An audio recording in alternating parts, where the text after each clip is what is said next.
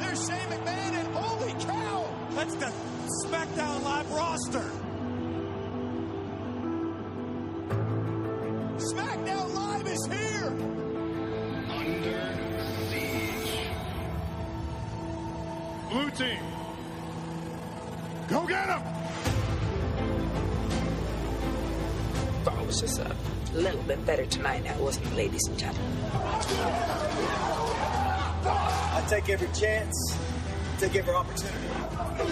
I don't give a damn about allegiances or friends. SmackDown showed up and won. I came into your house, kicked down your door, and ran over your little Raw superstars like nothing.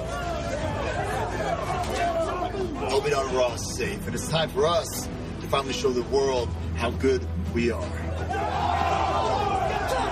The Survivor Series, Team Blue, are walking out with our hands raised.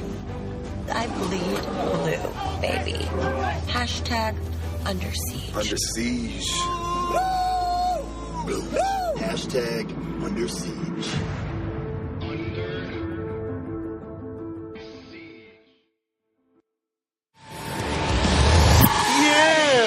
This is your boy Mike Jones, aka The Teacher Man, and you are rocking with the usual savages here at the Under the Ring podcast, baby. Who's that Pokemon? John Cena! One more time, I'm gonna show you how to do it. Woo! You are listening to the Under the Ring podcast.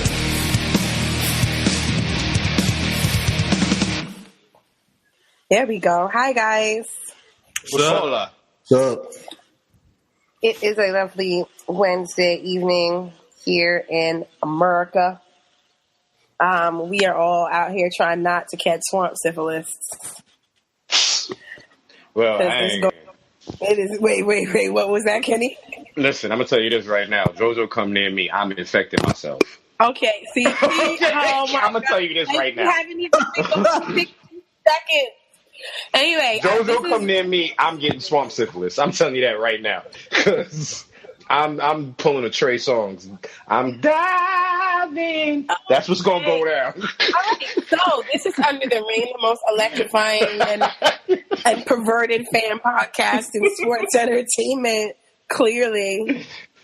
I am Desiree Des McMahon, the mistress of ceremonies, the showrunner, the first lady of Under the Ring, the one who tries and fails every single week from keeping these conversations from going into the gutter. As you can see, 60 seconds in, Kenny is already in the gutter. So thank you for that. That's a record. For real. No, not even. Because we've come in on the gutter with some conversations that were started in the pre-show that just kept going. Yeah, that is true. Yeah. Oh Lord. Okay, I'm joined by my panel of usual savages here. First up, joining us from North Augusta, South Carolina, he is occasionally some sort of doctor, legally known as Greg, but we lovingly refer to him as Mongo, the man with a plan. Mongo, how are you feeling this fine evening? Are you okay? How's your health? My health is, I've been hanging out with coming down with something, but until then, I am still your two-time. Oh, Lord. Boo. Two-time champ. Boo. Boo. Defending one of the three champions on this podcast. Let's see y'all match up against Swamp Syphilis. The word Swamp Syphilis is going to take y'all all down. Right. Swamp Syphilis is why we didn't have a prediction Sunday. Right, you're so right. Right. So actually, you have... I didn't even check to see who would have won that. I should do that while we're doing Probably me and Des. No. Y'all would have tied? Nah, because you know why? You can't do that because on Sunday, we would have all got a chance to make one switch of a pick, and we'd all probably switch one damn thing. I know how to switch that damn Alicia Fox pick. You'd have gone too. I'd have switched from that shit. I'll tell you that. I don't know what the fuck I was thinking when I made that fucking pick. I was just going against the grain of everybody. Just like, fuck it, let me just be different. And you were in a mood that night. You were definitely in a mood that night. And then Fox won. So. And then, yeah. All right. Moving on. Joining us from, are we redacted this week? Yeah. Okay, joining us in redacted because he don't want to catch swamp syphilis unless it's from JoJo. So he's gonna go ahead and redact. Joining us from redacted this week is Kenny, our Grandpa Durag, Dirty Sanchez, BBBD. What's going on, people? Yeah, if you haven't heard, there is some shit going around the WWE. And, yeah, that swamp syphilis is a motherfucker. But like I said earlier, JoJo, you bring your ass this way, and hey, listen. Oh, Lord. I guess I just got to get a shot of penicillin because it's going down. Okay. Lovely. Well, it's a good thing we have a doctor in the house. Mongo, get that needle ready. Nah, Mongo might try to stick it in my ass. Yeah, you know he's going to stick it in your ass. He's going to stick it in your ass. Why didn't you go to ass? Like I wouldn't go for your testicles. Oh, okay. So, next up, joining us from Louisville, Kentucky, he is our resident memeologist. That's Mongo. Testicles. Ew. Testicles. No, we're a civilized and sophisticated podcast. Can't say nuts. I'm sorry, Ted. Balls. Okay. Good Lord. All right. So, swampy balls. Our resident memeologist. God, this motherfucker said swampy balls. I hate him so much. Matt Wright, how are you? How is your health? AKA Maurice's baby daddy. Yes. Don't forget that title. My health is pretty well. I have a toothache. Uh-oh. Isn't that the first symptom? Right. After all this fucking dental work I had done in the past month, of course I get a toothache today. God damn. But I'm fighting through it because I'm drinking a beer. That's what's up. And I'm going to lower my camera. I got my Shield t-shirt. Yes. Oh, we need to do a Shield t-shirt giveaway. I need to get on that. Still waiting on mine. Shit. See, I told WWE Shop, run me my shit. And me and Maurice's baby is a girl. We're having Congratulations on the girl. Yes. Congratulations on the girl. Congratulations on the girl. As a father of nothing but girls, get ready for gray hair. That's Mrs. Problem. Oh, shit. Matt said, I just make them. I don't raise them. I just make them. I don't raise them. That's wow. This is why we can't have nice things. This really is why. That right fucking there is why we can't have nice things. And rounding out our panel, jeez, Lord. Oh, I forgot. I'm also a goddamn champion, too. I forgot that shit. I'm a damn champion, damn it. Yes. Our third reigning defending champion. Damn it. Yes. Joining us from Cincinnati, Ohio, the teacher man, Mr. Mike Jones, our very own salted caramel Care Bear. Mike, how are you doing? How is your health? Are you staying healthy in this world of swamp syphilis? Okay, two things. Number one, and still champion. Yeah, baby. Yeah. Okay, I want to get the good stuff off the way. Now, I have a little mini rant. Okay. Uh-oh. I may sound a little congested because my health is meh. Okay. We are actually, we're not even approaching. We are at the time now where we have this thing called fall. It's where the temperatures get colder, and you have a lot of people say, yeah, it's hoodie season. Oh, it's boot season. Yeah, I can't wait to wear my hoodie, the nice fall stuff. Fuck your fall stuff. Oh, okay. Already, goddammit. Fuck the fall. Fuck all of you who like wearing boots and shit. Fuck all y'all. Except you, Mongo. I bought the rest of y'all. All right, Mike. It's fucking freezing outside, okay? I bought a pair of boots a year ago, and I have yet to open the damn box. Because then after I bought them, hate the cold weather. After I bought them, snow never hit the ground in Louisville. So they're still new. All right, Mike. As a person who you are talking about, I know for me, love you too, Boots are a part of my normal attire. Being as I am from NYC, right? Our walking shoes are Tim's. All right, when we are babies, so boots are something I have to have. And as a reformed thug, hoodies are one of our best clothing options when we go out and do our thuggery. So that's why, me personally, I like hoodies in 10 weather because I reject the notion that a hoodie is uniform. No, I rebuke that statement. Mark Zuckerberg wears hoodies. Mr. Rogers wears hoodies. No, fuck that. No. And look at all the people that you named have robbed people in one way or another of something. Yeah, because Mark Zuckerberg robs our time. He has robbed with his millions damn of invention of Facebook that people get fired from because they on that shit all day and the shit they post. I can't goddamn argue with you, goddamn and it. Mr. Rogers has stolen plenty of childhoods, I'm pretty sure.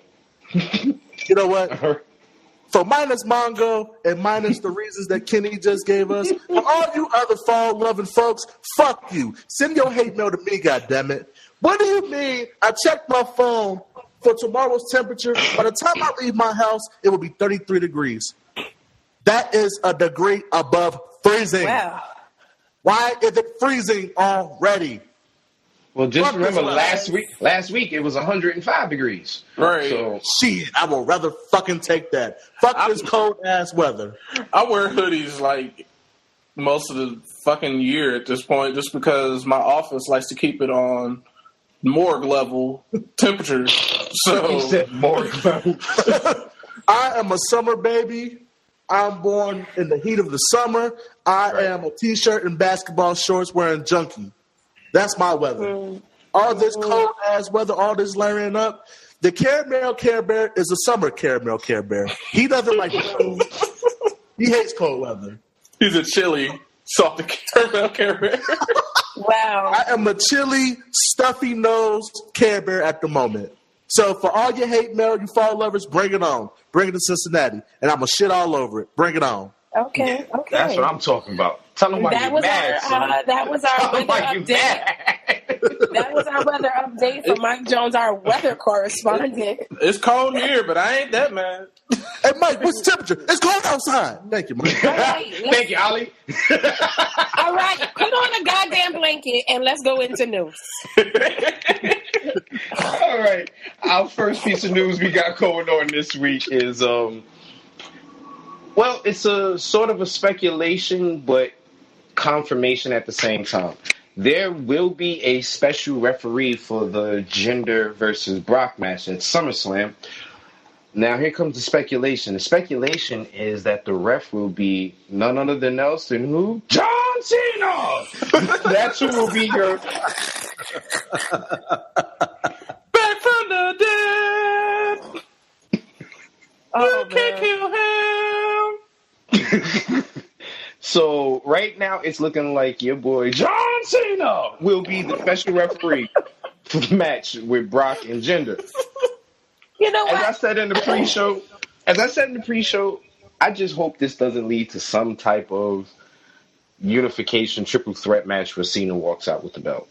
That's my only hope that doesn't happen. For fantasy reasons, why? I would love for that shit to happen. Right. But for just pure wrestling reasons, nah, I'm good on it. Mm-mm. Well, it might actually make the match interesting because does anyone here care about Jinder Mahal versus Brock Lesnar at this point? I want to see Jinder die in the ring. Right. I do too. I ain't gonna lie. Brock gonna kill him. I do want to see how far that Jerry curl can fly. Yeah, what's the under on how long he's even gonna last? Are we thinking like he's gonna get a Goldberg type whooping or what? I don't know, man, because you got to remember, they are really starting to build Jinder up as a legit wrestler now. So he might try to give Brock a little... He talking too much shit for me. No. Absolutely not. If fucking Braun Strowman, Samoa Joe, and Roman Reigns could not take down Brock Lesnar, there's no way in fucking hell Jinder Mahal should take down Brock Lesnar. If Jinder even lasts, then hell has officially frozen over. Oh, you better grab more than one blanket, Mike, if that's the case. You about to be a cold-ass motherfucker. Like, if we get a 15-minute match, meanwhile, and Braun got like a 9-minute match, I'm going to be like, oh, okay. This is some bullshit. What else is on the news? All right. So, this is, still rumors. According to Sports Illustrated, Nia Jax's reason for leaving is because she was going to lose clean to Sasha Banks. Should be tired of losing by now. And she asked her cousin The Rock for some advice, some career advice. The Rock said, if you're unhappy with it, then leave. If they want you back, they will call you. Wish The Rock was my cousin so he could give me career advice. Shit, I wish. Do you follow him on Instagram? He's always dropping jewels. He is. I just but we don't got the same bloodline. Right. That don't mean you have to. Never mind. Go ahead. He's only dropping like 1 minute advice. I need to sit down and marinate with this motherfucker and see what the fuck he talking about. Like, yo, Rock, I need to get some money tomorrow. What can I do? Exactly. What can I do? Like, help a brother out, man. Like, come on. Let me be an extra in a movie just for tomorrow. So I'll just walk by. What do we think about The Rock's advice? Do we think that he gave her good advice, or do you think that? See, because here's the thing: you have to see what you have to take into account where this advice is coming from. That's somebody that's already established. Has a kind of platform where he can walk away if he is not happy, right? Easily, and that people are going to bend over backwards to make The Rock happen. Nia Jax has not attained that. So, how do we feel about his advice? Like I said when I first heard about it, I understand why she did it, but my biggest concern is, like I said before, what other platform besides WWE do the women get this much attention, really? Where they are literally a huge part of the promotion right now. I know Lucha gives the women a great opportunity to even fight the men, and they're mixed into a couple of the storylines and stuff like that, but WWE, if you're a women's wrestler, you want to come to WWE because that's where it's at. Right. So, like I said, when she first did it, it was like, yeah, I understand why she did it, but I worry, like, yo, baby girl, where else can you go? You think they're gonna call her back? I hope they do. But here's the thing, honestly, they don't need her. Mongo? They don't. And as much as I love her, as much as that hurts me to say, they honestly don't need her. Kenny's right. It sucks. It sucks because Nia definitely should have had a belt by now and should have had way better build now. It really sucks to see what they've kind of ruined Nia Jax. Whereas, they started her and Braun Strowman on the same path last year. Same time. Here are two new monsters. Beat the piss out of people and they're just going to dominate. They did that with Braun just fine. There was no problem with it. But with Nia, they just after the jobber thing in. All right. And it ruined it. And they kept making you think they were going to finally pull the trigger on it, and they just never did. Before Asuka got called up, they definitely needed Nia Jax. Mm-hmm. I think before Asuka came up, Nia was necessary in a lot of ways because Nia may not have been the most experienced, but she had enough size to where she could take down someone who was more experienced or someone who was better wrestler than her. Sasha, Bayley, what have you. Now, they've already got their monster and Asuka. So, I mean, the bargaining, it's a little too late to do this now. It sucks. It really sucks to see someone that had a promising future kind of go this path. I'm hoping that they call it back. I do. I hope they call it back and put her on SmackDown. That's where she should have been. If they put her on SmackDown, then Tamina is bye-bye. I don't know Tamina that much, but I mean... No offense, I love Tamina as well, but I can tell that last knee surgery she had really affected her in her ring movement. Tamina is definitely a lot slower. She is a lot slower, and she is, unfortunately, a lot sloppier with in her matches than a lot of the other females that are up there right now. So I love Tamina. That match I love you. Definitely showed that. Yeah, definitely. Like, she messed up just trying to back Carmella up into the ring post. Oh, yeah, she almost hurt that girl. Right, she was supposed to go into the ring post and miss that and wound up splashing that girl on the damn floor. Mm-hmm. Like, I love Tamina, but you can go by Baby Girl. Or if you want to keep Tamina and Nia, then you got to reform Team Bad. Reform Team Bad, or have a fucking Samoan connection. Because then or you'll have Tamina doesn't have to wrestle either; she can manage. Right. Tamina can be a bodyguard and just stand there and beat people up. Mm-hmm. That's perfectly fine. Yeah. Shouldn't they could just that could be like the Usos, Naomi, Tamina, Nia. Right. Oh wow. I mean, and just have Tamina be the muscle, like how Chyna was when DX first came out. Mm-hmm. Literally. She can be the baby D of Uso Penitentiary. She's the CEO. Right. Uso Penitentiary. What else? CEO. That's crazy. What else we got for news, rumors, all that good stuff? The invading of Raw was definitely planned for SmackDown, but the decision to pull the trigger so early was due to swamp syphilis. There it goes again. Due to the fact that everybody named Mama is walking around with swamp syphilis right now, they had no choice but to pull that trigger on that storyline. They're going to get double dose of infections. You know what I mean? So that was also the reason. Did it feel rushed to you guys? Yeah, that was also the reason why AJ wrestled 2 nights in a row for Raw. Mm-hmm. Mm-hmm. You better be careful. AJ's definitely the MVP of this past week. Yeah, AJ is dead ass the MVP. Oh, it's not your boy Fergal who got beat up in thigh highs and panties? And then during the invasion? What else we got on news? So I snuffed this computer. Damn. So it looks like Roman Reigns is going to probably miss Survivor Series, along with Bray Wyatt and Bo Dallas, if you don't want to care about Bo Dallas. Hey, we care about you, Mongo. Right. I appreciate that. I appreciate that today. So this swamp syphilis is, I guess, what we're going to call it, because they don't want the real name leaking out, even though it's pretty fucking obvious what it is. Right. It's a viral infection. Yeah, it's a viral infection. So Dumb mumps. Somebody's walking around looking like the Elephant Man. Yeah, apparently, supposedly, it is the mumps. It was meningitis, and then they said it was something else, and then they said it might be the mumps, and then they said, "What's going to say viral infection?" What's going to say it's viral infection, but it's the mumps. So if you're not vaccinated, it's going to whoop your ass.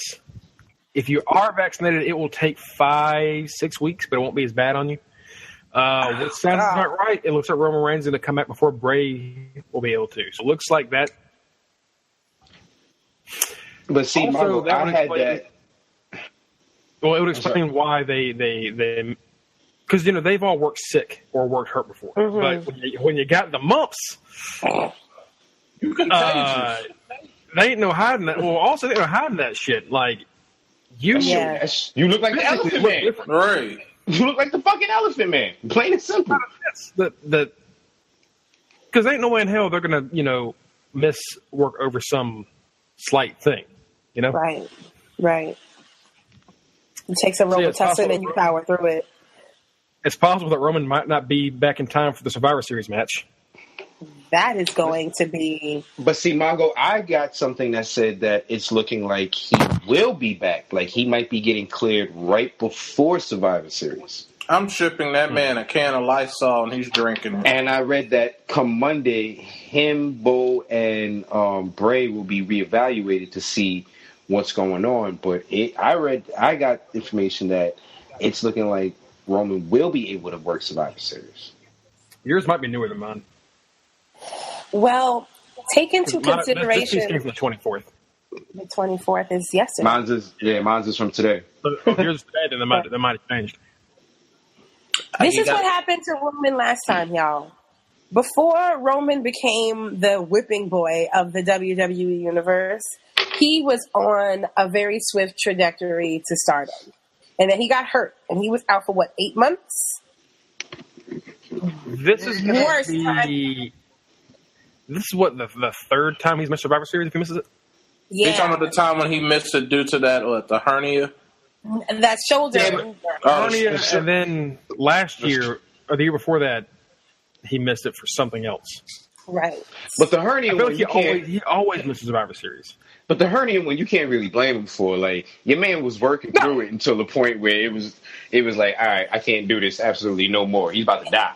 It's not even about blaming him. It's just that the timing, and I know you can't control it, but the timing on these is really, because here he is again, it's like right there at the precipice. Crowd has finally stopped booing him. He's right there. And now, if he misses Survivor Series, that's going to be a big blow for him. Even though I think Seth and Dean have proven they don't really need him all that much. I think he needs Seth and Dean more than they need him. No. Oh, no. Oh, no. No. You don't think so? Dean was floundering. They need Roman. Before he and Seth got back together, he was in a shitty place. Like, Seth was fine, Roman was fine, Dean was fucked. So this helps Dean more than anybody else. You look me in the eye and tell me how great a year did Dean Ambrose have? What, 2016? I don't remember what kind of year. He had a great 2016. 2017 is such ass. Tell me, besides, honestly, I want to say since had the worst WWE title reign. That includes Bray Wyatt and Jinder Mahal. Damn. Ouch.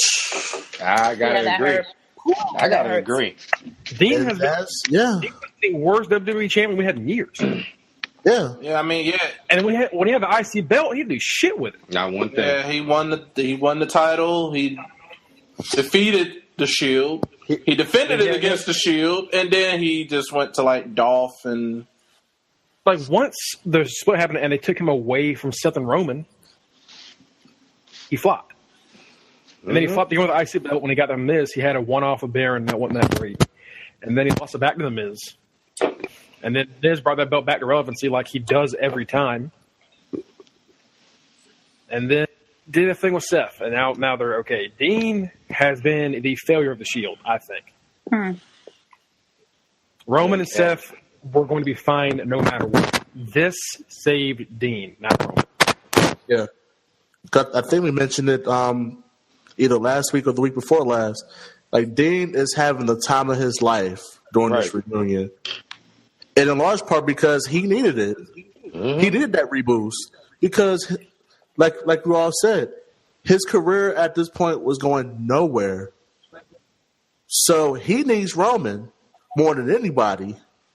Seth, after the feud with Bray, like his momentum was getting a little bit stale, but he's still Seth.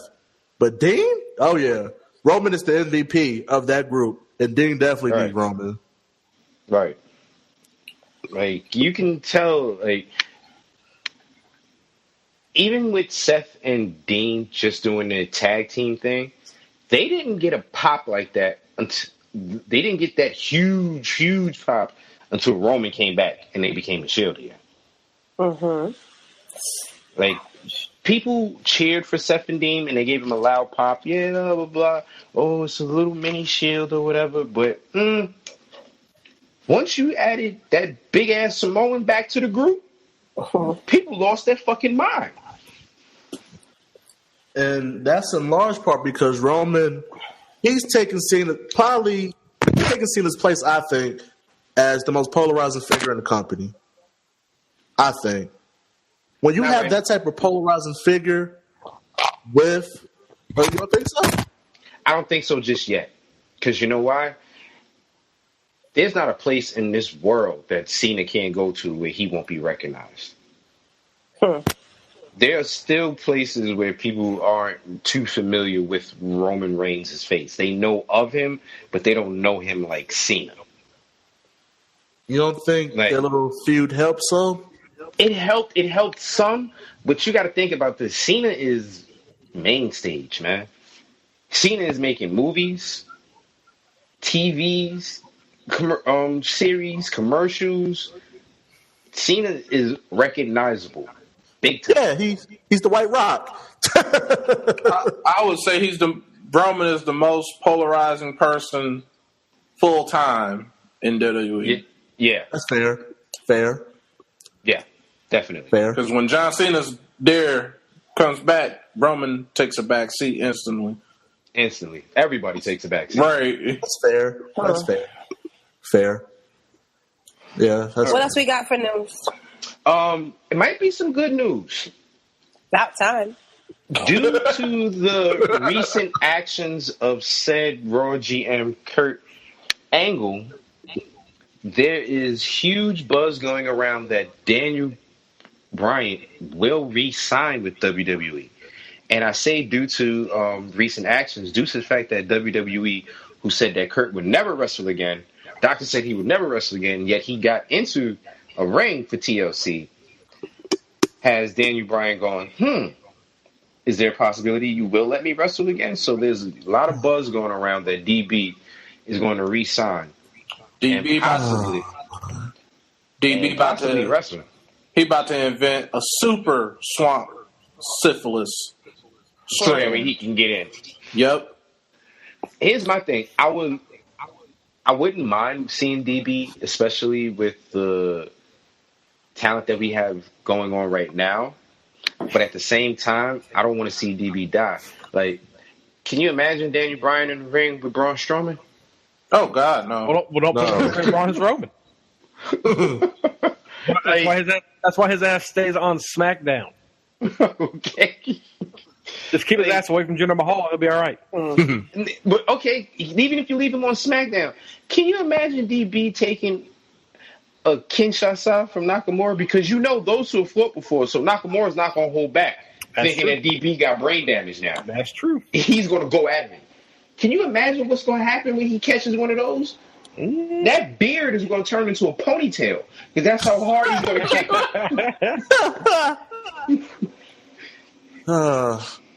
DB, you got a good thing going on, brother. Like, if he wants to wrestle, let it be like just special occasions. Like, right. Yeah, I would do it the way they're probably doing it with Kurt Angle. Kurt Angle, they just showed that Kurt Angle is set to appear at some UK taping as a wrestler. Yeah, he's only. They said that he will probably only be doing things like the Big Four. Yeah, or a major event like that UK thing. Yeah, he's not going to be going on Raw every week in wrestling. You know, DB should like some other people, you know. DB could go for that. You know, every Big Four. Hey, or take on Daniel Bryan. Fucking go for it. But I don't want to see DB get brain damage and lose the rest of his life at Roadblock. Like, what if they do some dumb shit and decide, you know what, we're going to integrate the 205 guys now with the main roster, and they put DB against Gallagher, and he headbutts his ass. It's a done deal for Goat Boy. Like, DB, brother, you in a great spot right now, man. You're making well over 7 figures, if not 8. Continue to be the general manager of Raw, brother. Because I don't want to see a tragedy in the ring, man. My heart, I don't think none of our hearts can take it. I know you want to wrestle. You have your right to feel that way, but some things are more important, brother. But here's the thing, though. More important. Every other doctor has cleared DB but WWE doctors. And the same was going with Kurt until Swamp Syphilis hit. Every other promotional, which is understandable because with the whole Chris Benoit shit, they don't want their hands touching anything that might be like this, right? Because that PR hit when the Benoit tragedy happened, almost killed that company. Are we allowed to say Benoit on the air? Just checking. Are we signed to the WWE? I don't think okay. I'm just saying. I'm gonna say his name. Like his name Chris is like, Benoit. His name has such weight that, like, even if you're not affiliated with the WWE, I feel like they still sending hitters after you. Hey, they can pay us to not say his name. I'm fine with that. You can pay me right now. I'm gonna say his name until they pay me. Chris Benoit, Chris Benoit, Chris Benoit, Chris Benoit, as Chris Jericho called him. Oh yes, Chris Benoit. Kenny, every time you talk about Gallagher, I think of Shibata, and that shit grosses me out. Yo, because that headbutt where you actually see that damage just happen to him. Sheesh. It is one of the most gruesome life. Like, so you're thinking like, oh, they're gonna be fine. Dude, Shibata thought he was cool. Company probably retired and can't think straight. All right, hard time driving. Like, no. I don't think DB in the ring people that I would 100% trust with them. Miz. The DB and Miz thing, we get to actually have an end to that. Fucking perfect. That would be great. That would be great. I would say that because I think Miz is probably the safest wrestler. I think he is. Miz has never had anybody injured, and he never gets injured. Right. He's the safest wrestler. So, okay, I would want to see him with Miz, but. You know what? As much as I don't, maybe AJ. As much as I don't like his matches, Randy Orton. Yeah, you can see Randy DB fight one more time. He's a very safe worker, Randy. You know what? Finn. All he's gonna do is drop kick him. Hold on, Kenny. Hold on. Let's not act like you didn't enjoy that match Sunday. I did not say. When we get to it, I'll say what I have to say when we get to it. All right, good. Let's finish up news so we can get to it because I want to hear this shit. Okay. So some more. Oh, sorry. You go ahead. I was gonna say, you want to do the Jericho Kenny Omega thing together right now? No, I want to do something else before we do that. Okay. Here's some more good news. Anthem's out of money, bitches. And they gonna survive. Yes. That's right. Get the fuck out of here. So Anthem, TNA, and Jarrett have parted ways. Jarrett is an alcoholic and has now just recently put himself into rehab after wrestling matches drunk. Yeah, he's a regular Jeff Hardy. He left. Hope you get better. He left a performance in Canada and went back to the States and walked out on the company, fans, everything. And they said he went back to deal with his own issues, a.k.a. the bottom of the bottle. So they might finally die, finally. They might. That's the dream. That's the fucking dream. Is it weird that I'm begging for this company? I've heard weirder, yeah. No, it's not weird. You know what it is? It's like watching that family member in the hospital where you just like, you know what? I just hope they go so they don't suffer anymore. So that's kind of what it's like for you, Mongo. I see like 4 or 5 people over there. I'm like, man, you could be used better if you go somewhere else. Just go somewhere else. Go somewhere else and get paid. Get money. Get checks and don't bounce. Right. Please do that for yourself. Rosemary, Taya, EC3, maybe Bobo. I don't really know. I don't really care about Lashley that much. But still. Moose. Meese.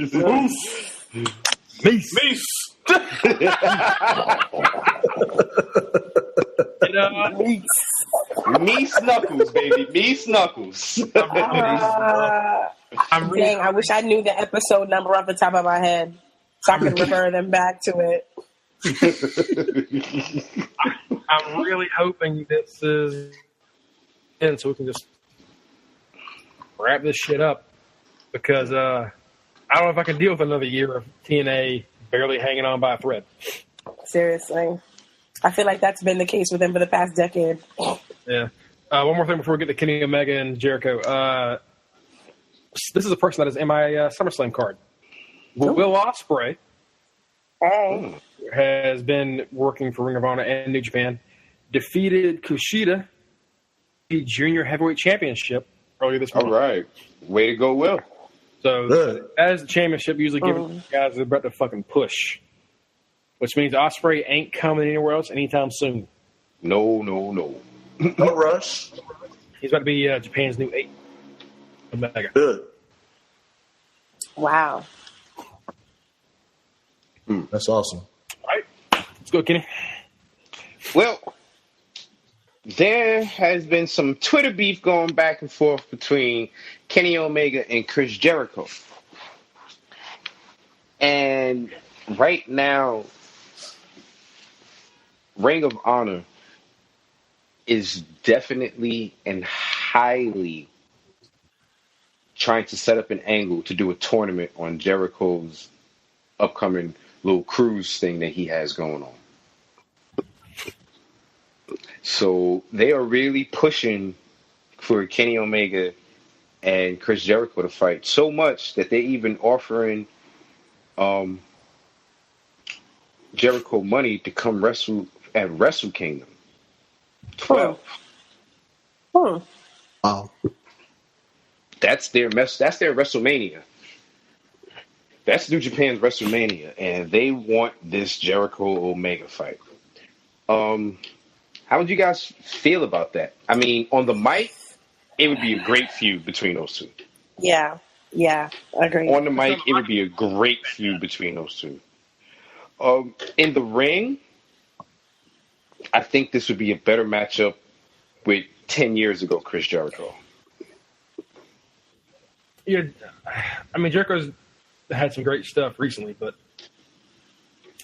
I don't know if he can keep up with Kenny Omega's pace. Right. No, Kenny Omega, as we said before, as Kenny's definitely said before, he has a style that can kind of work with everybody else. So it's possible that Kenny can slow down and make it work. But this is definitely a feud that you want to be around to hear the promos for. Those are two of the best talkers going. All right. Past, present, or future. They almost don't even have to really fight. They really don't. They really don't. So, for those of you who don't know, the tweet that started this were someone was talking about Omega being the best in the world, current best in the world. Jericho tweeted, "Best in the world. He's not even the best in Winnipeg. Hashtag overrated." Oh shit! And then Omega said, "Well, geez, what can I say? Never meet your heroes, folks, lest they be a corporate stooge." Ooh! Wow! Yeah, guys, it's all Twitter fingers. The cruise. I'm pretty sure Omega's been on Jericho's podcast a couple times, at least once. Yeah. He's been a fan of the guy, so there's nothing. It's for the cruise. It makes you want to go on that cruise next year, though. Right. Not only that, they want to have this like Ring of Honor tournament on the cruise as well. So that means that cruise is going to involve Ring of Honor and New Japan talent. I want to go on this fucking cruise. Along with I'm sorry. Fozzy, you know. I'm sorry. I love wrestling and I love cruising, but I can't see myself on a cruise ship with people who make a career out of throwing people over railings. Oh, yeah. Yeah, I'm good. No. Somebody is going overboard on that motherfucker. Yep. Des just showing me the light. Yep, man, I'm good. They make a career out of it. Des, that might be the best argument you have ever had. Damn it, Des! I fucking hate you. I can't think of. Damn it! If Jericho would try and make her disappear right now with that argument, he would be like, "Get her out of here." Damn it, Desiree.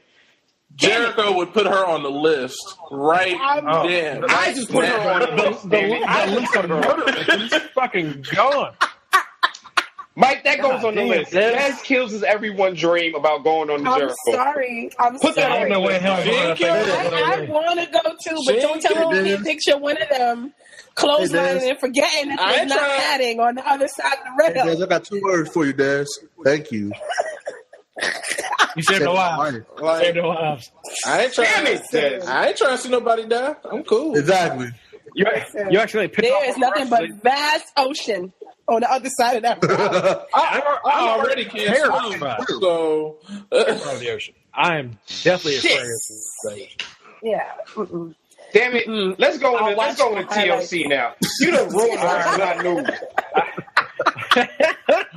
But I do think that this cruise tournament, if Omega's going to be in it, he could win it, and then they could end up having Cody versus Omega, because they're still having this inner beef on who's the actual leader of the Bullet Club. That could be the culmination of that, which would be a great storyline. A great storyline, but guess what, Cody? You can't even lace up Omega's boots, bro. Oh. Ooh. Cody, you can't even wet Omega's fake Jerry curl. Oh wow, that's wrong, Kenny. Damn. Dare I say it? You know what? Kenny Omega is the fucking best in the world right now. Not AJ Styles, not Kumada, not any fucking Kenny Omega. That KO is the best in the fucking world right now. Whoever don't like it, come see me.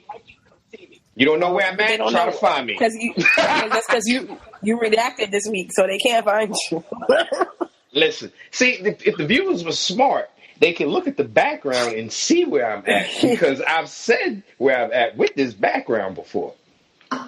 So, people, y'all need to go check up on us on YouTube, catch a couple of our clips to find out where I'm at. That's what you need to do. I'm not. Kenny's inviting people. Where in the world is big baby? Do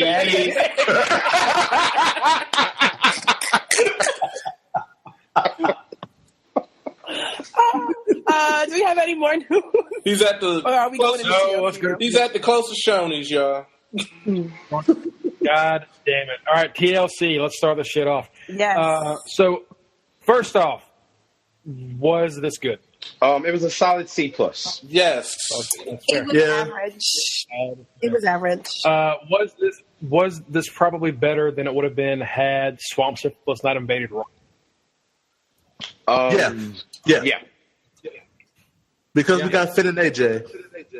Yeah. Finn and AJ, but we also didn't get to see Roman in the match. We got to kind of beat up Angle instead. Right. You know what? I think I would have preferred. I preferred Angle in that, especially with all the wackiness that went on with that fucking main event. That main event was weird. I wouldn't have liked it to go down like that with Roman there, because with a full Shield, I would have wanted a definitive win Shield style. That shit wouldn't have been as long if Roman was there. Well, we'll get to it. But I do think that a couple things in that match wouldn't have happened had Roman been there. We'll get to it. Yeah. First match of the night, Sasha Banks. Hold on. Before you go on, I will say one thing about the pay-per-view. The pay-per-view featured the women. Yeah. And the women did step up to the plate. Mm-hmm. So way to go once again to the women's division of WWE, which is another reason why I'm scared for fucking Nia. Like, where else can you go where people are going to say shit like this? I mean, it is the best women's division of any roster of any time period. Yep, exactly. Yeah. It's the best ever. There's no topping it. Yeah. So the first match, pre-show, Sasha Banks against Alicia Fox, was actually a pretty good match. Yeah, it was. Because Alicia got to show people. Good shit.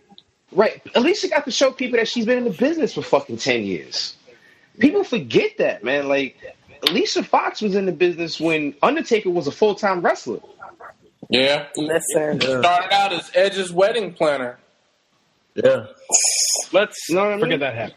I don't forget. People got to remember, Alicia Fox was a Divas champion. Yeah. Right. You know what I mean? The girl actually can wrestle when she's allowed to. Just dead at fucking Booker T calling her the missing link, though. Yes. Booker T is a troll. Yo, the hate that Booker has for Jason Jordan is unmatched to anything else, and I fucking love it. Booker T is a troll. It's kind of like Graves and Enzo. It's like every announcer has their own wrestler they can't fucking stand, and it gives them personality. I like it. I think though, like, I think Booker might be legitimately jealous of Jason Jordan. He might be. I think if Booker was ever see Jason Jordan outside somewhere, he'd probably try to whip his ass. Probably. He's not jealous. He's pissed that that's his wife's illegitimate son. Oh shit! Yeah. Oh Lord. Damn it, Stromel. So yeah, Sasha Banks, Alicia Fox, really, really way better than I thought it was going to be. Really good match. Less than 11 minutes. Yeah, I was wrong about Alicia Fox. It means that the show's better than it should be. So I'll give you that, Kenny. I was wrong. You're right. Thank you. The next match is Asuka's main roster debut against Emma. And Emma learned not to die in 30 seconds. Emma, were you okay? Were all of you okay with Asuka's match lasting that long?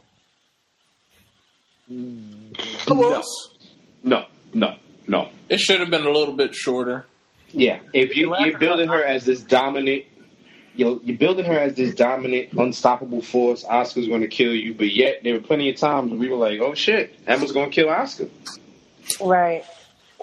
You know what? I shouldn't have felt that. I shouldn't have felt that way. I don't have a problem with it because it reminded us that Emma could actually wrestle like she did on NXT. Because when she went back to NXT, she became a good wrestler. She worked hard. I understand, but you're building a monster with Asuka. You're talking about her undefeated streak. You're talking about nobody is ready for her. You're pretty much building her as an Asian Braun. I mean, she still won, though. She still won, but I don't think it was convincing. I don't think it was convincing. I mean, like, her NXT, she went through wars, though, and still won. Not every match should be, like, all of her past, probably half a year of matches have been really not dominant, really hard-hitting back-and-forth matches. But when she fought Emma last she whipped that ass. Well, sorry, 2 years ago. 2 years, that's enough time for Emma to kind of get better. But I think if you're building her up for this debut, you don't want to give it this much back and forth. Right. Like, you know, when Shinsuke debuted in NXT, he and Sammy had that awesome match. And they had a really good back and forth, but you knew that Sammy was in control that match. Right? There were times where you thought Asuka might lose this. I get it, you're in the story. You're part of the, you're invested. But it was a little much. I get it, but the next night she whooped Emma's ass. The squash what happened on Sunday. But here's the thing. You know what? I think the problem is. Sorry to cut everybody. I think the problem was. I don't think Asuka should have debuted at the pay-per-view. If you wanted to have it go back and forth like that, have Asuka debut on a Raw. Have her and Emma go back and forth with words for like 2-3 weeks. You know what I'm saying? Let Asuka get a couple of good job of dominating wins. And then not at that pay-per-view, have them go back and forth a little bit. For her debut match, she should have steamrolled whoever was there. Yeah. It wasn't a bad match.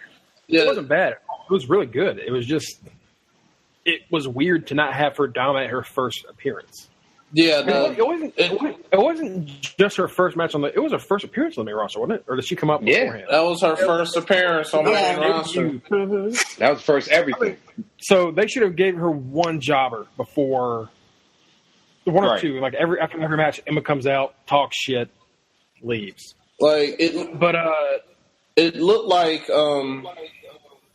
they were just trying to play up the fact that it's going to be harder for her to dominate on the main roster. Like, all right, you're in NXT. Of course, you dominated here, but now you're where the big girls play at. You're at the show, so now you're gonna have to work a little bit harder. Yes, she probably should have had. Basically, what should have happened was she should have had the dominant win on Sunday, and then had the match that she had on Monday. I like the match they had on Monday more than I like the match at TLC, because it showed off Emma's ability to actually be able to be a wrestler instead of being a joke half the time. I mean, I was fine with the match because the week before, Emma beat the likes of Bayley and Sasha. But she stole that one. So you had to, but you still had to, what's the word I'm looking for? Make it legit, though, on Sunday. So, I don't mind that they had a back and forth match. And like I said, that following Monday, it didn't even last 5 minutes. They wrestled, Oscar lock, over. Right. That should have been the way the first match went for a debut. I think for a debut, when you're building up somebody like that, you gotta have them steamroll whoever they're coming in against for their first match. What fucked them up was they had that stupid ass fatal 5-way. Yeah, that's what messed it up. Weird. That made it. Yeah, nobody should be fighting to be the first death. You could have said it. Right. That's what messed it up. I want to die first. Go ahead. I'm not lining up to die first. Let me die fourth. Right. So because you had that match, then you have to put Emma in a situation where she has to put on a good showing of herself. So, if they would have had if they would have had Emma just talk a whole bunch of shit leading up to TLC, and then Kurt Angle was like, okay, since you feel like you've started the Divas Revolution, you go up against Asuka. Then, okay, I can see Asuka just whooping her ass then. I'll be fine with that. But since they had this fatal 5-way and Emma stole the victory, then they had to put her in a situation where... I think the fact that she stole the victory could have been a play off of the fact of Asuka dominating her. Because she stole it, she didn't really earn it. Asuka could be like, yo, you really wasn't supposed to be here. You stole this shit. Get the fuck out of my face. Knock out, choke out, get out of here. I just think for her first match, she should have just ran somebody the fuck over. And I was thinking of one more thing before we move on. I think a lot of people who watch just the main roster stuff never saw Asuka. A lot of these fans don't watch NXT like we do. So they probably want to give her some time in the ring to actually see her moveset somewhat. Because we know, even though she didn't do everything, we know what Asuka can really do. But probably just give a little glimpse of, a little 10 minutes or whatever. Okay, we got this dominant champion from NXT. Let's put on the match here with Emma, who's a veteran. Let us see what she can do. So, I'm fine with it. I see where you guys are coming from also. But, it is what it is. She's going to continue to win. Right. Yeah. 2 really good women's matches to start the show off. Snarf says hi, y'all. Yeah. The next match was Cedric Alexander and Rich Swann beating gentleman Jack Gallagher and the Brian Kendrick. Yep, yeah. It was all right. Pretty much it.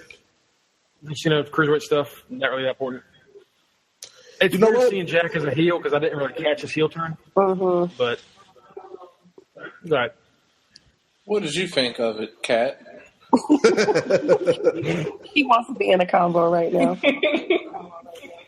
After that, we had Alexa Bliss beating Mickie James. Hold on. One thing I got to say about that match with the Gallagher and Rich Swann is that fucking lumbar check is serious. That's the perfect name for it, too. Yeah. It is serious. I would love to see Cedric in some main roster action. He is 235 pounds. He might as well. Make a tag team between him and Apollo. Now that would be interesting. Right, they could be Harlem Burke. Because they ain't gonna be Harlem. Comfortable going around burning. So yeah, it was good. Alexa Bliss beat Mickie James. Match was about 11.5 minutes. Again, really good. Highlight of that match. Spanking of the booty. Spanking Buckeye booty. Biscuit Buckeye booty. It was Biscuit Buckeye booty. that was. It was good. Yeah, in the words of Booker T, Alexa, I'm coming for you. Yeah. Oh, that match. That was great. Yeah. You know what? It was a good match. They both on display. But let's be realistic. That match was all about the looks. And thank you, WWE, for because Mickey ass is Alexa's ass is super fine as shit. And it was a great match to look at. Yeah. And not to mention, they're both also really awesome athletes. Yes, hold on. I did say they put on great wrestling displays. I did say that. But then right before you said that the match was all about the looks, which really isn't accurate. It was one of one of Alexa's best matches since she's been on the main side. Bullshit. That match was about some looks for my ass. No, okay, so that's what I'm saying. Speak for yourself, then. I'm speaking for damn near half of the male population. Right? No, don't do that because you don't know 3.5 billion motherfuckers. You don't know them. So don't do that. Well, he know us. What Matt said was he know y'all. He could speak for y'all, degenerate. I appreciate it was one of Alexa's best matches, though. I appreciate her booty, but I appreciate her actually getting better as she has been on the main roster. Like, from watching her NXT being the corny ass, sparkle splash ballerina girl to turning and becoming just a straight up bitch to taking that character and becoming Little Miss Bliss, Twisted Bliss. Like, she is awesome. And she actually has a character. She actually has more moves. And she can act. Yeah. Right. Here's the thing. I remember when Alexa first came onto the main roster, every single last one of us was like, she needs to go back down. She's still green. She's still green. Right. I can't believe they called up. I can't believe they called up. Alexa has come a long-ass way with her matches. In only a year. She has come a long way. She is still the only woman to win Raw and SmackDown women titles. Yep. And not only has she come a long way as far as in the ring, her mic work has come a long ass way too. Awesome. Where she is legit the female heel of the women's division. She knows how to sucker the crowd in. She is the Miz of the female division right now. She knows how to kill what chance. Like, hey, you can't teach that. You know what I mean? And on the other hand of that, she looks good as shit, too, with a fine ass booty. Yeah. Improved after 1 year. Yes. Alexa Bliss or Braun Strowman. Where is that weird echo? Am I the only one hearing that? No, I hear the echo as well. Somebody's, I guess, mic is up loud or something. Or to me? I think it might be Mike. Put yourself on mute, Mike. Yeah. I feel like it's gone now that Mike said that. Hello? Hello? Yeah, it's Mike. Hello. Mike. You know what? Fuck it. It's always echo, goddammit. I'm kidding. Whatever you just did, I think fixed it. It sounds like it's gone now. I muted myself for a little bit. Between Alexa Bliss and Braun Strowman, who is the most improved after 1 year? Alexa. That's a tough one. I would say Alexa. I think she had longer to go, more, you know what I'm trying to say, farther to go than Braun, I think. Braun could just surprise us. When he comes back, he's going to be able to fly. And I wouldn't even be shocked. I'll just be like, wow, he can fly. I think Alexa improved. I think Alexa because... Whereas Braun... sorry, go ahead, cut you off. Sorry. Alexa improved, like you said, not only her wrestling, but her mic. Oh, shit. Well, trying to kill Kenny. Let's have that BBD wants payback. Someone went to a past episode. They found this location. Yeah. Alexa Bliss, I think, improved on every single aspect of her character. She improved wrestling-wise, ring-wise, even like her face when she like talks and kind of handles a crowd. Everything got better. With Braun, we didn't expect anything from Braun except, he can do power stuff. he's a monster. He's just a really good monster. So all I have to be is I'm Braun. I hurt people. You know, Exactly. He's really, really, really good at it. He's really good at it. But Alexa covered a lot more ground when she improved. That's what I was going to say, Mongo. I was going to say, like, Alexa, I would think is the most improved due to the fact that she actually showed she had to wrestle because she's a smaller person in a division where everybody except one person is her size. You know what I mean? So she had to wrestle these females to show that she can, whereas Braun, being just a big giant, you don't really have to wrestle. Just be good at running people over, and which he's fucking great at. I think I saw the turn for Alexa when I was at NXT when they came here last year and she wrestled Asuka for the NXT title, women's title, and they put on a fantastic match.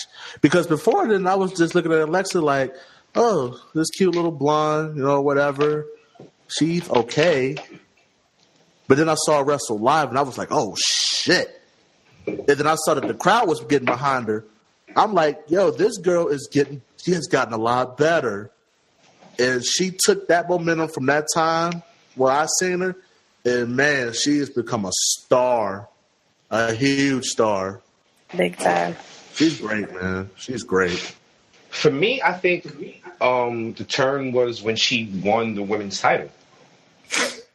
Because I think up until she actually won her first title, I was still going, she's green. She really doesn't deserve it. And when the minute she won that title, something switched in her where she was like, I got to show and prove. And she did. So I really think that, when she won that title was her moment, was her defining moment. That was me. I agree with you, Kenny. Yeah, we're definitely pretty happy to see where Alexa's gone. And what was the next match? Next is Enzo Amore versus Kalisto, cruiserweight title match. Next match. Enzo won his title back. Next match, Enzo won, yeah. Who gives a shit? Finn Balor beat AJ Styles, 18 minutes, 20 seconds. Pretty damn good match. Finn's best match since he came to the WWE. Yes. Ladies and gentlemen, boys and girls, children of all ages. Hell's about to freeze over. The Under the Ring podcast proudly presents to you Kenny admitting that Finn had a fucking awesome match, and he did more than just drop kicks in his match. And I was impressed. I was impressed with Fergal Devitt in that match. Almost want to shed a tear. I know. Now the next night on Raw, he went back to his usual shit and fucked. That was just bullshit. And first of all, he set himself up to fucking die. I'm glad he did. And speaking of Raw, I'm glad he got his ass whipped in some fucking knee-high socks and some panties. All right? That praise is gone, folks. So anyway, But that match with him and AJ was outstanding. Finn put on more moves than drop kicks. He pulled out the 1916, which we haven't seen in a while. Right. That was pretty cool to see. I was actually vested in a Finn match. Yeah. Now, I don't know. It has everything 100% to do with the fact that AJ was in the match, so I knew AJ would put on a good match. So I wanted to see what Finn could bring. And Finn brought it. So congratulations, Finn. You have a fan in me for that match. Them two brought it. I think they were extra motivated because it was the first time they were ever going to fight each other. Ever. So shout out to Carl Anderson, who was very upset after TLC. Oh, yeah, he didn't get invited. He didn't get invited to the 2-suite that the AJ and Finn did at the end of the match. Right. So he was mad. He was big mad. He was a little salty. I was really expecting some type of club, something to happen. I was expecting Gallows and Anderson to come down to the ring at some point during that shit on Sunday, and the fact that they didn't disappointed the shit out of me. I'm not gonna lie, it disappointed me. I was really looking forward to a Bullet Club reunion. Right. Well, maybe one day. Maybe one day. And you know what? Now that I think about it, fucking Anderson and Gallows wasn't even there for the fucking invasion to get beat up. Nope. They probably got swamp syphilis. Yeah. Yeah. The Finn was. All right, so great match, probably best match of the night. Yeah. Y'all. Yes. Yeah. Definitely. All right. Next is Jason Jordan beating Elias. Didn't even see this match. Wrong guy. First of all, I'm not going to lie. I enjoyed Jason Jordan throwing the fucking vegetables at Elias all goddamn night, and Elias keep trying to sing his goddamn song. That shit. I'd like that throughout the night because instead of killing us with promo packages, you gave us some comic relief at least with that. And it buys them time with that kind of showed that, okay, a lot of people must be sick. Because you've had Elias come out here twice now, and he's getting vegetables thrown out. There's a shit ton of people missing from this pay-per-view and from Raw. So Jason Jordan went to Super Target and bought some vegetables. Right. And just to throw them, just wasting motherfucking food, starving kids in Somalia and shit. You throwing kale at fucking Elias. Like on some what kind of shit. Somalian kids kale, Des? Like, what kind of dick? It's one of the most nutrient-dense foods in the world. A person who knows about nutrition. If you hungry, you gonna eat that shit. Thank you, Matt. Thank you. I'm gonna send kids things they're gonna love. See, this is how the champions think, while the non-champions over here care about the people. Look at how that thinking. Look at where that thinking has gotten you to, though. Yeah. I got twisted tea. That can't help a starving kid. While me, Mike, and Kenny rocking this shit. Pretty much. Them kids want a goddamn hamburger. They don't want a fucking salad. That shit that they're eating, the shit that they're eating is to cause a swamp syphilis. You are talking about kids that literally eat dirt cakes, Kenneth. You mean to tell me they're going to throw back a head of kale? Then let's show them the highlights. People keep them hydrated. Get them a big ass Royale with cheese. No, oh my God. The point is, Jason Jordan gave Elias the Fozzie Berry treatment and threw produce at him. He really did. They just threw produce at him. All they needed was the two old men. That's all they needed. Yes, exactly. That could have been Gallows and Anderson. You know what? They did have the two old men because me and Mike was booing the shit out of that shit on the goddamn thread. Me and Mike were the two old men. Yeah, all right. And Kurt Angle versus Miz, The Bar, Strowman, and Kane. So this match was weird as fuck. Right from the start. Kurt looked so lost. Like someone. The Shield entrance happens. We joked about this from the moment they were like, Kurt Angle's going to be part of the Shield. Roman isn't there. And we were like, oh, they're going to give Kurt the Shield gear. It was like the Hounds of Angle. They fucking did it. They gave him the Shield stuff. I have never felt so stupid in my life. I was like, you know what? I wish I never joked about this now. And you see Captain D like serious, ready to go. And you see Kurt's goofy ass smile. I put a meme up in the group. I don't know if you saw it, Mongo. And when they had the when they were first walking in with Kurt goofy ass smile, and the meme said, "When your dad is more excited about trick or treating than you are." Right. It was another one when they said Kurt looks like a Make-A-Wish kid who's his wish was to come out with the Shield. He did look like a Make-A-Wish kid. Like, what do you want, Kurt? I want to come out and deal. All right. Kurt looked like a turtle without a shell.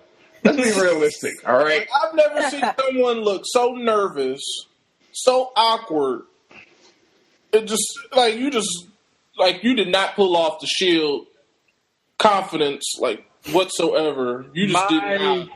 My guess for why he was not in his because the return of Angle should have been his entrance and all that shit. The reason they didn't do it is because Angle's not in shape. Oh no! That's the title of this episode. Kurt is a Make-A-Wish kid.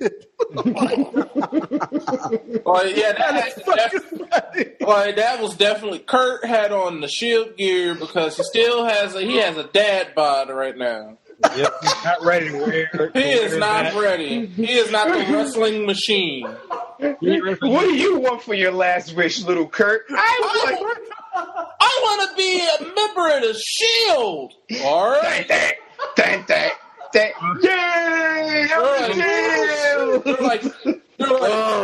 You're a WWE fan. You want to meet John Cena, don't you? No. I want to be a member of the Shield. Little bald Make-A-Wish kid. Oh my god. I mean, with that goofy ass smile that he did, that's exactly because Seth and Dean they're in Hounds of Justice mode. Right. Hounds of Justice smile?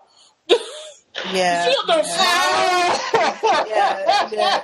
You got a Kool-Aid smile. Like, yeah. I'm back, baby. I'm back. Right. Kurt's back. I'm just a sexy Kurt. Like, no. No. Kurt looking like a happy-ass Caillou with Dean and Seth. Oh, my God. Like, that's what threw me off. I was like, why is he smiling? All right. Let's try to get this back. Kurt over here looking like a light-skinned Lil Bill. Hello, friend. Hello, Braun. All right. Let's Hello, Shield. So the match starts off. Hello, Kane. Stuff happens. Right. Kurt immediately looks stiff and really just spends the first half of the match handing Dean and Seth chairs and ladders. Yeah, he doesn't even besides them weapons. So let's real quick let's talk about how before Angle came back, he had just been wrestling Cody Rhodes, Joe Hendry, Drew McIntyre. And then he got a Legends contract. He worked with Will Ospreay. Like all these big names. And now he's out there with a goofy ass smile handing his favorite wrestlers chairs. Because that man has been in Pittsburgh knocking back beers, eating beer nuts. Being a fucking dad. That's what He's watching the Steelers play. He ain't got time for this shit. You know that fucking Bruins fan. You know he's a Bruins fan. This dude, like somebody in the group was like, why isn't he coming out to his music? Like, the dude just found out 2 days ago he even had to wrestle. That man is not ready. That man doesn't have his gear with him. We're lucky. You know what I just noticed? He didn't have a mouthpiece. Nope. He wrestles with a mouthpiece. He didn't have a chair with him. He would have had to fly back home, get his stuff. And they said there was no plan to have Angle wrestle within the next year. I was watching something on the network where they did a little documentary of Kurt going up into TLC or whatever, and it literally was about 2 to 3 days before TLC that they told him he was going to wrestle, and he was nervous as fuck. Wouldn't you be? Nervous as fuck. Because it's been over a year. It's been just about a year since he was wrestling. When he did all of those it's been a year. Matches, it was about a year. So he was legit a year out of wrestling shape. This whole weekend was all hands on deck. Because Triple H came back after KO had that family emergency. Triple H came back. Triple H got tips. In a day. Triple H took an 18-hour flight to Chile to wrestle. As much as people bash him, I'm like, hey, I'm not about to get on a plane for 18 hours just so I can wrestle for 10 minutes. That's dedication to your craft. Exactly, and to your company, for real. Like, well, he's always had that. Say what you want about Trips. There is no one I can think of with more passion. That man put on his WrestleMania gear and said, it's time to play the game. Yeah, pretty much. And went out and beat Rusev's ass. And then started twerking with New Day. See? And then gave Kofi a pedigree. There is a that came in the chat about Triple H, and we have people that don't like Triple H. Some of us here don't like Triple H. But damn if that man does not do what he can for that company any chance he gets. Mm-hmm. Man through and through. Yes. Very definition of a company, that's the kind of you're going to want to run your company someday. And this is not a new development. Trips was always like that. He has always he came into the company. He believes WWE. Period. End of story. Yep. And Kurt's right behind him. Kurt's right behind him. You know what? You gotta admire Trips. You know what I mean? He had a whack ass gimmick in WCW. He came to WWE. They gave him a whack ass gimmick when he first came to WWE because Hunter Hearst Helmsley, the Blue Blood, was kind of a whack fucking gimmick. But he made it work for himself to the point where he could beat Triple H. You know what I mean? So Trips is a company dude, man. He's a company man who deserves any kind of credit that he can get. He's just a glory hog. That's the only thing about it. You know what I mean? He's a glory hog as far as, you know, he feels he has to always be in the main limelight of everything. But he has I can't wait for him to take over. If when he takes over, he does anything like he's doing in NXT, the future for WWE is bright as hell. Yeah. NXT is just perfect. All right, let's keep going with the dumpster now. So now we have everybody fighting, and Kane hits Braun in the back with a chair. Okay. This was like weird moment number 8,000 at this point. Right. Was Kurt gone here or was Kurt gone after this? I don't even think Kurt had left yet. If he did, I don't blame him. That's probably why he left. He's like, oh, fuck this. Yeah, Kurt left by this point. Kurt left by this point. Awkwardly. Yeah, how did he get eliminated? He got put through a table, didn't he? Through a table. Yeah, but Braun power slammed through a table. Yeah. And then he died on the way back up the ramp. Yeah, so Kurt was out. And then we get to this moment. Then we get Kane and Braun. Kane choke slamming Braun. And then pulling down 800 chairs on top of Braun. Braun choke slammed himself. Right. And then you get Braun hitting us with an Undertaker move from being buried alive, sticking his hand through and coming back to life and attacking everybody. And then you get Miz's whole team beating Braun's ass and throwing him in a dumpster. In the trash truck. In the garbage truck. And then they take Braun away. Moment 10,000. Right. Then they take Braun away and then it just gets even more weirder. And then the match is over. Yeah. So the thing with Kane and Strowman. I told you I didn't want Kane. I told you I didn't want Kane. Okay, so first off, I don't think that happens if Roman is in the match. Oh God, no. That wasn't the plan. There's no fucking way. The plan was to have Roman get knocked out of the match, Kane turn on Braun for no reason. Right. No, that wasn't the plan. I don't know what the plan was. It definitely wasn't the plan. It definitely wasn't the plan, Mongo, because it was a little piece of news which I didn't mention, but Kane isn't supposed to be here for longer than a month. Right. He's not even going to work Survivor Series. And with that being said, they are definitely not doing they're definitely not doing the Undertaker Kane versus Roman's scenario. Good. So don't look for Kane and don't look for Taker at Survivor Series, folks. Why they bring him back? What was the point of bringing Kane back for this? I think he's literally going to be there just so Braun can kill him as another big man for Braun to kill. He's killed all the big men. They didn't need it, though. They didn't need to do anything with Kane. Like, Kane, we had we had understood Kane was probably done. He's trying to do his mayoral race. We're glad to see him trying to do something else. Why? What was the point of bringing him back? I don't think they know. We don't know. They don't know. I just like, oh, Miz is crap. He can bring Kane back, I guess. I can't imagine that this is the original plan.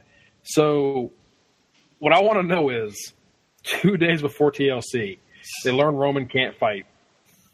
They should have changed the ending. How long did it take before they were like, let's put Braun Strowman in a garbage truck. Let's just toss him in there. Let's see what happens.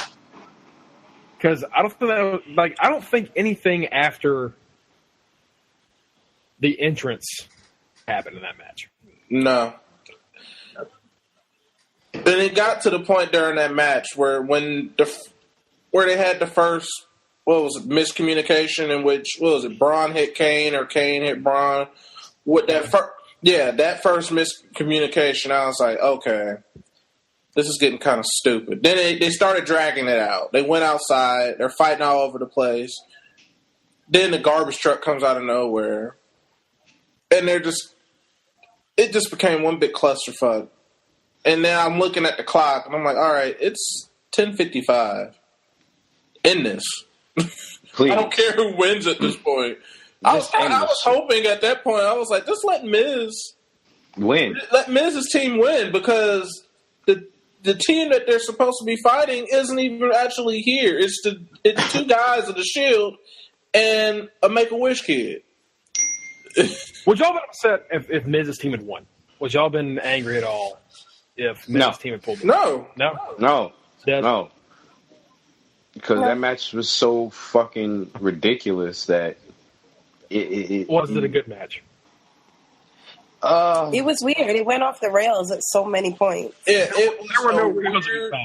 was a weird match. It was weird, but was it? I'm not saying was this good on a technical standpoint. It is a 7-man TLC match, not going to be technical. No. Like, would you watch this again? Was this entertaining in a fun way where you would watch this match again? No. TLC. No? No. I remember one spot, maybe two. I would probably watch the beginning just to see Kurt's face again. Well, this is not the Shield's supposed return, which didn't work out, but Kurt Angle's return to a WWE ring as a performer, going back to, is what I'm saying. No. They hyped the opening promo. The opening promo to the pay-per-view had me hyped. Yeah. Then the match happened. Yeah, it was just man, I wanted Kurt's comeback match to be. I mean, I guess I can't complain because we got Kurt back. Because now they probably were going to use Kurt more since they can. Right, he can get in shape. But that's where they had to do it. Like, I feel. But it's not like they weren't planning on eventually having Kurt come back anyway. Right. This rush, I understand why they had to do it, but it cheapened it for sure. That match proved that Roman is the MVP of Raw. I agree. Of the company. That's what that match. I mean, it just further solidifies it. Not being in that match made it because it would have been straight to the point had Roman been there. It was too weird. It's like they overthought this too much. Well, with Roman not being there, it defeated the whole motivation of there being a match. The whole point of it is Miz, the Bar, Kane, and all them had beef with those three. Once you mostly Roman. Once you've knocked out Roman, there's really no point in reforming the Shield. There's no point in fighting each other. Yeah, they beat you up, but at the same time, Seth and Dean got their revenge on the bar that Monday. Previously, they defended the tag titles. I think my biggest... the only person that had... Sorry, Kenny. Sorry. Go ahead, man. I was just going to say, the only person who had beef with Kurt was The Miz. Right. None of those other guys had beef with Kurt. I think... Miz talking shit to Kurt for the past 2 months has really helped that out a little bit.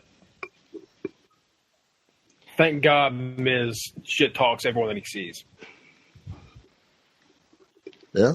I think that a lot of the issue with the whole Kurt return, I think we were all expecting Kurt's first match to be out of Triple H or Shane. Not right. So I think that's not Shane again. Jesus. You know what I mean? I think we were all expecting it to be something like that, not on this level. So certainly not something with 6 other men in the ring. Right, and not something where there's chairs and tables and shit that's involved, because that's not Kurt's style. That's not the style of wrestling we want to see out of Kurt. We want to see Kurt do what he did during that brief little minute during the match where he showed everybody who the real Suplex City is. Mm-hmm. You know what I mean? So, but like I said, I was expecting Kurt's first match to be Triple H, ownership of Raw or something like that. Not this, and it kind of diminished his return to me. I agree. And plus, he almost broke his damn neck in that match again. I don't know who it was who tossed him over those ropes, but he fell right on the I know what you're talking about. He got caught in the ropes because... Right. I remembered, because I said, everyone was like, is he actually hurt? And I was like, no, he's... Kurt has always been a terrible seller of sales. He does terrible sales. So, like, when he fell over, I was like, that was so fake. Like, this dude ain't... I was like, he's gassed. He ain't hurt. He's just like, I need all the air. I need everybody's breath right now because I'm gassed. Greg went Bray Wyatt on us. Oh, you got swamp syphilis now, Greg. Right. That's the first. That's Greg the first sign. Greg already had herpes from his bow tie. Remember? Yeah. Oh, God. So, it's mutated. It's mutated now. Ladies and gentlemen, that's what happens. They do their homework. Kenny remembers. Kenny's been here for all the classes. He knows. Speaking of homework, are we done with TLC? Can Greg give us his SummerSlam card? Well, real quick, let's talk about the invasion before we do that. Oh, that's right, the invasion. So the invasion of Raw by SmackDown happened. It happened, and it was a thing. It was under siege. Yeah, hashtag under siege was everywhere. Hashtag Rusev acting like it was Rusev Day. Rusev has been fucking killing it. Rusev is amazing. Have you seen the picture of him? I love and the Usos? Have you seen it? Please. Mm-hmm. Oh my God, Rusev and the Usos, make it happen. Make it happen. Rusev Day is. Also, let's talk about how the Usos weren't there at the ass whooping. A lot of people weren't bothered to be there for the ass whooping. I understand, like, Sammy wasn't there because it was a protest. That's cool. The Usos from the Uso Penitentiary jumping and beating the piss out of people is their thing. Where the hell were they? I do like how New Day suckered Titus Worldwide into getting their ass whooped up. That was funny. Titus, my boy! Titus Worldwide. Snuck that mother. I love the fact that Gable snuffed Jordan first. Oh, Gable. That shit had me dead. Like, you want to go and beat Kurt's son? Take this shit. Oh. That was funny. You want to be with your dad, huh? I'm over here stuck with Sheldon. I loved how everybody beat up a person and Corbin beat up a TV. You trying to fight John Cena? See Corbin's little video after the invasion. Yeah, so everyone had this thing on Twitter. Yeah, everyone has this thing on Twitter like, oh yeah, hashtag under siege. Even like Mojo and Ryder were like, yeah, we're back. Hashtag under siege. Baron did the same thing, but Baron didn't hit anyone. No. Baron do anything, and Baron's like, I'm gonna do that again. I'm gonna beat up a TV. Miz, watch out! Like, what are you gonna do? Fuck up a TV? I loved how Nakamura was there and didn't throw a single punch. He was just walking around. He ain't got time for that shit. Nakamura was there in case Brock showed up. That was pretty much the only reason Nakamura was there. God, Nakamura. They were like, Brock will be there, and then he did the little our gift that we always used. Oh, Brock gonna be there. What was also funny if Brock shows up, he's all year. What was also funny was Dana going ghost in those heels. And them boobies bouncing as she ran as soon as the ribbon came. They have torn Dana up on Twitter. She's been in numerous memes. I've seen a meme of her running with Forrest Gump. I've seen the meme of her running from the big stone ball, the boulder from Indiana Jones. That one had me crying. But the funniest part was Dana kind of threw the chair at them first so they could trip over it before she ran. Yep. That was the funny part. She ain't crazy. She ain't stupid. She know how. That's what she put on Instagram. She said, I'm not stupid. Okay, exactly. Here's the thing. On Instagram. Here's the thing. There's been some going back and forth about people trying to figure out who the heels in this whole Raw versus SmackDown thing. There are no goddamn heels. This is just one brand against another brand. Plain and simple. Right. That's all this is. People are trying to overthink it, talk about, is this person a heel? I seen the faces tag. Honestly, if you go back and look at it, the only faces that attacked other faces were Mojo and New Day. Right. Every Survivor Series don't have a brand split. They have two teams fight. The brands fight each other. It's just thing. It's not a heel face anything. It isn't. Just the brands are fighting each other. They do this every year. It's not a new concept. Exactly. It's normal. Like, if you go to Raw and they mention SmackDown, you're going to boo SmackDown because you're at Raw. If you're at SmackDown and they mention Raw, you're going to boo Raw. It's just like opposite. Oh, you mention the other people? Boo. Fuck them. But if you go to their show the next night, you're going to be like, hey, I love y'all. Fuck Raw. Right. That's how it's always been. Since the first brand split, that is all you do. You shit talk the other show, and then around Survivor Series time, you go beat their ass. Right. This is not WCW versus NWO. Like, NWO was clearly a heel group. Right. This is just people versus people. End of story, people. British Ring of Honor invasion. Then we can talk. But until then, they're just fighting. Right. Don't need to have any kind of face heel thing. It's brand supremacy. And then I had a conversation. We were having a conversation in the chat where somebody was saying that Shane is the heel, and the fact that Sammy didn't participate in the invasion, it makes Sammy the face. No. I think it still makes Sammy the heel, considering the fact that he didn't do what his boss told him to tells him to do. You don't do what your boss tells you to do. That makes you against the system. That makes you insubordinate. That makes you the heel of a situation. Right. So it doesn't take away Sammy from being a heel because he didn't join the fight. I think it just furthermore goes with him being a heel because he's like, I don't give a fuck if you're my boss. I'm not doing what you say. And they talked about that. Sammy did that on Twitter. He mentioned that on Twitter. And I think they talked about it on SmackDown when he came out to see Shane. I mean, so it's people are overthinking. Yeah, I mean, just think about what Sammy's shirt and new interest video says. Doesn't it say never be the same? He's not going to be like everyone else. He's going to go opposite. So he sees everyone else as, I'm Team SmackDown. No, I'm Team Sammy. I'm Team Kevin and Sammy. If you want to talk about somebody being a heel, let's talk about how technically Randy Orton was a heel with that dickhead. to get the win. Sammy? Yeah. That was a dick. That was a heel move. Well, Randy's never been a full face. Right, never. Laughing at slamming people through fucking tables. That's a heel move. That's a dick move. Randy is a character called. He's a whole new term. It's just Randy. Yeah, basically. Randy. He's just Randy. He's not face. He's not heel. He's Randy.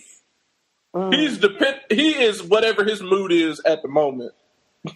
All right, so Mongo, SummerSlam. Let's get your card. Mongo SummerSlam card. If I forget any titles, let me know, and I'll. First match, Cruiserweight Championship ladder match. Leo Rush, Neville, Will Ospreay, Rich Swann, Cedric Alexander, Aleister Black. Jesus. Holy shit. End of your card, best card yet. I know, right? That's what I was thinking. Because you have to fucking continue.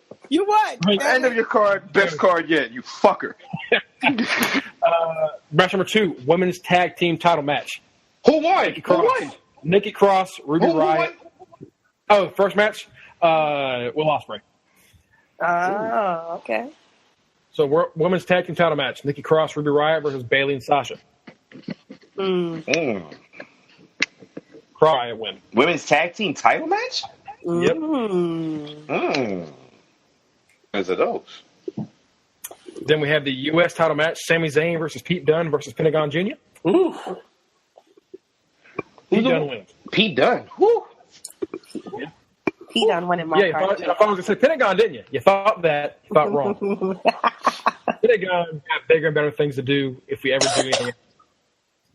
Fatal 4-way for the number 1 contendership for either the WWE or Universal title at a future pay-per-view. This is kind of like a Money in the Bank thing. I said at Survivor Series. AJ Styles versus Braun Strowman versus Seth Rollins versus Kevin Owens. 2 guys from Raw, 2 guys from SmackDown. Oh, I know Seth didn't win. The Intercontinental title match. Samoa Joe versus Jeff Cobb, a.k.a. Matanza Cueto from Lucha Underground. Oh. That's a dream match of mine. 2 big hosses beating the fuck out of each other. Love those 2. I'm going to give this one to Samoa Joe. Yay. Samoa Joe. I will make the ref of that match the one that died during Braun versus Big Show. He survives all those. The women's unification match. That's right. Women are going to be on one brand because that's how it should be. Women's unification match. Charlotte versus Asuka. Oh, Lord. Oh, God. I hate you, Gregory. Yeah. That was just yeah. That's simple. That's just Charlotte Asuka. That is a money match, baby. That is a money ass match. Who you got winning, brother? I got Charlotte. Oh, that's right. Charlotte beats Asuka. I mean, Flair. Who else doesn't make a Flair thrust, baby? Flair thrust. She doesn't tap her out. She gets her with the natural selection. I feel like a pin's better than a submission because that means Asuka didn't quit. Just got knocked out, which is fine.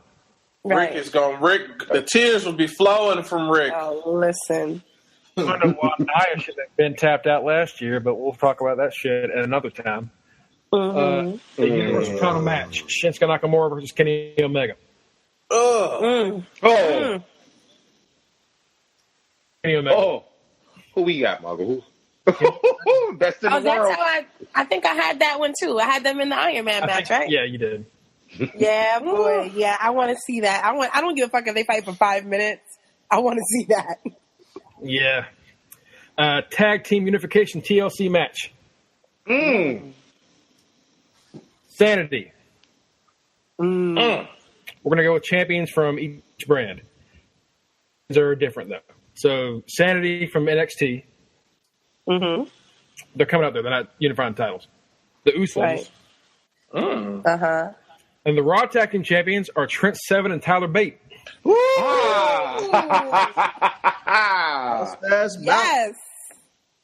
Yes, So, I love this. The Women's Tag Team champions are The Women's Tag Team Champions are Nikki Cross and Ruby Riott. So Sanity has the Women's Tag Team Championship, right? The U.S. title belongs to Pete Dunne. So Pete Dunne is now the U.S.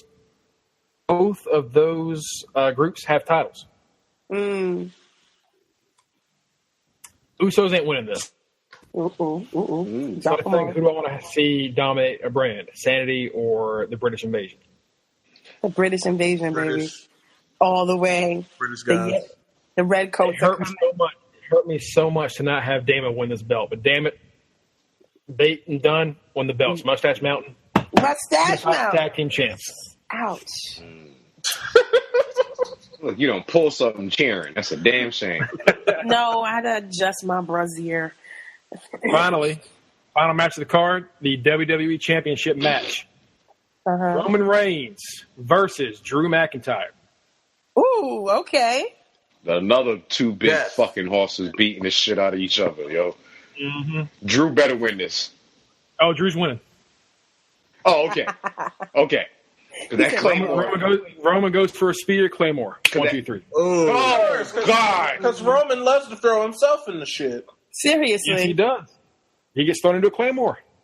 And that's going to knock Roman out of WWE history books if he does that. Ladies and gentlemen, 9 matches. That is my card. That is a beautiful fucking card, Mongo. Well done. Nicely done, chapped. Nicely done. Finn Well, because he had a whole commentary.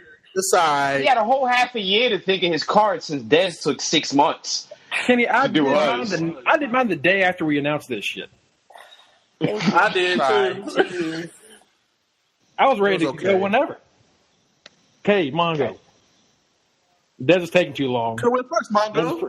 Dez is procrastinating. What's it, Mike? Oh, sorry. First, brother. I procrastinate. Next time we do a homework and assignment is my week. Why don't one of y'all take over the production of the goddamn show? Free me up. Let me think about that. No. Just I ain't say shit. Remember that. I'll do it. Matt don't ever say shit. I'll do it. He said Matt don't ever say shit. Me and Mike will do it. Let's put it up. I ain't doing it because you know what? I'm the closest one. She'll fuck around and bring her equipment to my house and be like, "Yeah, motherfucker." Nah, I'm good. South Carolina. Great card, Mongo. Great card, brother. You don't need no. That's all you need is anyway. That was a wonderful card. I love it. Do we have anything else, or have we been sufficiently electrifying? I think we've been electrified. We've been something. Definitely been. It's kind of like a return match. We hadn't been shitty. We hadn't been crazy, but we've been all right. Right. We've been all right. Right. I feel you. Let's see how this Survivor Series picture shapes up. I hope they. I mean, it's really difficult, right? What did you say? Titties? Yeah, that's what I thought he said. We were only all right, so I figured I'd do something to make it better. So I figured saying titties made things better. Saying titties right now, did I flash out again without? Yeah, but Kenny, that only works if you show titties. I mean, we got a part. No, we ain't getting no flash. Don't look over here. Yeah. All right, so listen to past episodes at undertheringpodcast.com. You can find us on Overcast, Stitcher, iTunes, SoundCloud, wherever you're downloading podcasts, we are there. You can find us on Facebook at Under the Ring Pod, on Twitter at Under the Ring Pod. You can find us on Instagram at Under the Ring Podcast, on Anchor at Under the Ring Podcast, on YouTube at Under the Ring Podcast. You can find us on Medium at Under the Ring Podcast, and you can send us email at heelturn@undertheringpodcast.com. Hate mail goes to Mike this week. Yeah. All you lovers, fuck y'all. Yes. Mike is talking shit. He's talking shit about Mother Nature, and we know what happens when Mother Nature get pissed off. Whole countries get wiped off the mat and end up Puerto Rico. So, yeah. How about you not piss Mother Nature off right now? Well, Cincinnati's about to be gone. Oh, it's nice knowing y'all. Listen, I seen Day After Tomorrow. I ain't got those type of resources to survive. Yo, for real. You know, that movie, right. That was a scary ass movie. I love that. That might be one of the realest horror movies I've ever seen in my life. Yeah, that's The Day a After scary Tomorrow. ass movie. Yeah.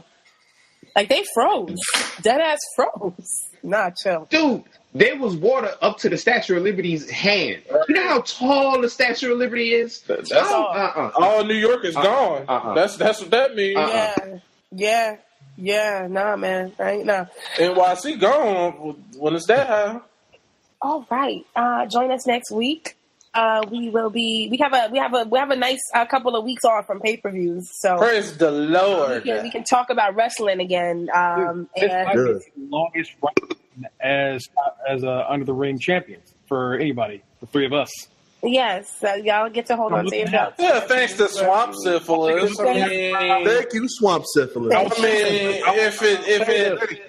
if it hadn't killed people, me and Des would be champions. So, listen. I'll say this. If not for the Swamp Syphilis and if no one changed anything, 2 of 3 of us would still be champions. Oh, see? 2 of 3. It wouldn't be me. I wasn't even paying attention because I feel like the whole card just flipped upside down. So only 3 of the matches mattered. Only 3 matches were really, like, the ones that we said don't count were the ones that were the reason why we didn't even do predictions. So, well, guess what? I'm still a champ, so who cares? All right. And on that note, y'all, Under the Ring podcast out. Oh. Peace. Fuck it.